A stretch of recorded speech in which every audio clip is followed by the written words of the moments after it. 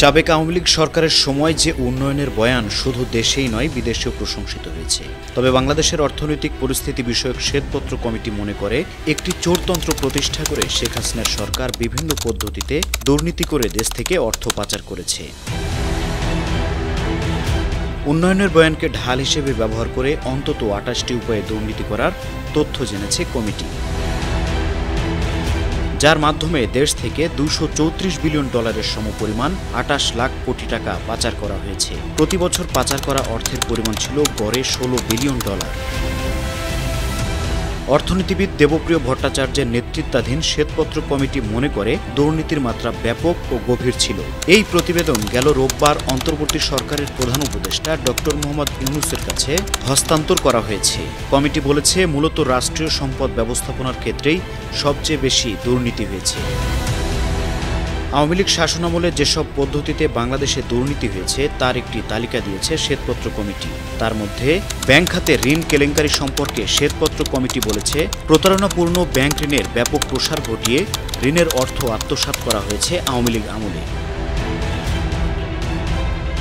শ্বেতপত্র committee বলছে, রাষ্ট্রীয় সংস্থার সহায়তায় আওয়ামী লীগের ১.৫ দশকের শাসনামলে জোর করে ব্যাংকের মালিকানা অধিগ্রহণ বা দখল করা হয়েছে।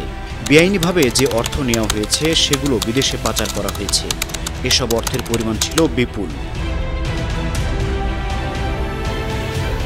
রাজনৈতিক উদ্দেশ্যে লাভজনক হবে না এমন প্রকল্পে সম্পদের অপচয় করা হয়েছে। সময়মতো এসব প্রকল্প শেষ করা হয়নি। বিপুল অর্থ খরচের কারণে তা মূল্যস্ফীতি বাড়াতে ভূমিকা রেখেছে। টাকা চুরির উদ্দেশ্যে ইচ্ছাকৃতভাবে প্রকল্পের খরচ বাড়িয়ে দেখানো হয়েছে। তহবিলের অর্থ নিজেদের পকেটে ঢোকাতে বিভিন্ন উন্নয়ন প্রকল্প অনুমোদনের পর কৃত্রিমভাবে ব্যয় বাড়ানো হয়েছে। নিজের এবং নিজেদের লোকদের সুবিধা বিবেচনা করে সরকারি কেনাকাটা করা হয়েছে। যোগ্য সরবরাহকারীদের এই প্রক্রিয়া থেকে বাইরে রাখা হয়েছে। প্রকল্প নিতে দুর্বলভাবে সম্ভাব্যতা যাচাই করা হয়েছে। এ কারণে সম্পদের অপচয় হয়েছে। প্রকল্প যথাসময়ে শেষ করা হয়নি, বেড়েছে খরচ।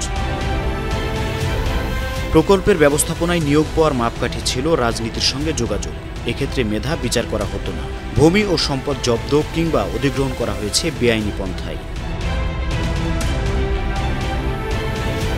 যেসব ভূমি মালিকের শক্ত রাজনৈতিক যোগাযোগ ছিল না তাদেরকে অসম চুক্তিতে যেতে বাধ্য করা হয়েছে। ভূমি অধিগ্রহণের জন্য যে অর্থ দেওয়া হয়েছে তার অপব্যবহার করা হয়েছে। রাজনীতির সঙ্গে যুক্ত ঠিকাদারদের যেসব সরকারি কাজ দেওয়া হয়েছে অনেক ক্ষেত্রে তার মূল্য বাড়িয়ে দেওয়া হয়েছে। কোনো প্রতিযোগিতামূলক দরপত্র ছাড়াই এসব কাজ দেওয়া হয়েছে। রাজনৈতিক সুবিধার জন্য যানবাহন, ভ্রমণ বাজেট এবং প্রকল্পের অন্যান্য সম্পদের অপব্যবহার করা হয়েছে। কাজের প্রক্রিয়া জোরদার করা কিংবা বিশেষ সুবিধা নিতে নিয়মিত ঘুষের লেনদেন হতো। নেতাদের রাজনৈতিক অথবা ব্যক্তিগত উদ্দেশ্য পূরণে উন্নয়ন কাজের জন্য বরাদ্দ করা অর্থ ব্যবহার করা হয়েছে। অভিজাতদের কর অব্যাহতি দিয়ে কর নীতি অসঙ্গতভাবে প্রভাবশালীদের সুবিধা দিয়েছে। সরবরাহ ব্যবস্থাকে এমনভাবে ব্যবহার করা হয়েছে যা পণ্যমূল্য অন্যায্যভাবে বাড়িয়েছে এবং বাজারে অদক্ষতা সৃষ্টি করেছে। নির্দিষ্ট কিছু গোষ্ঠীর কাছে নীতি সংক্রান্ত সিদ্ধান্ত ফাঁস করে দিয়ে তাদেরকে আর্থিকভাবে লাভবান করানো হতো।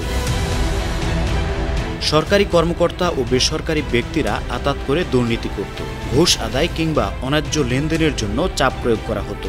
বাজার পরিস্থিতি এমনভাবে পরিচালনা করা হতো যাতে বিশেষ ব্যক্তি কিংবা প্রতিষ্ঠান লাভবান হয়। গুরুত্বপূর্ণ তথ্য আগে জানিয়ে দেওয়া হতো, ফলে বিশেষ গোষ্ঠী সুবিধা পেত। অংশীজনদের বিভ্রান্ত করতে গুরুত্বপূর্ণ তথ্য গোপন রাখা হতো। ঘুষ আদায়ের ক্ষেত্র তৈরি করতে অনেক সময় ইচ্ছাকৃতভাবে দেরি করা হতো। পদোন্নতি কিংবা গুরুত্বপূর্ণ পদে নিয়োগে ঘুষ নেওয়া হতো। কোনো বিষয়ে অনুমোদন দেওয়ার ক্ষেত্রে উচ্চপদস্থ কর্মকর্তারা কমিশনের ভাগ চাইতেন। রাজনৈতিক আনুগত্য কিংবা সুবিধা বিবেচনা করে সম্পদের ব্যবহার করা হতো। স্বার্থান্বেষী গোষ্ঠীকে সুবিধা দিতে আইন ও নীতি প্রণয়ন করা হতো। শ্বেতপত্র কমিটির সদস্যরা দেখতে পেয়েছেন যে দুর্নীতির কারণে সবচেয়ে বেশি লুটপাটের শিকার হয়েছে ব্যাংক খাত। এরপর রয়েছে ভৌত অবকাঠামো খাত এবং জ্বালানি ও বিদ্যুৎ। তথ্য ও যোগাযোগ প্রযুক্তি আইসিটি হলো আরেকটি খাত যা দুর্নীতির কারণে ক্ষতিগ্রস্ত হয়েছে। News desk 52 TV.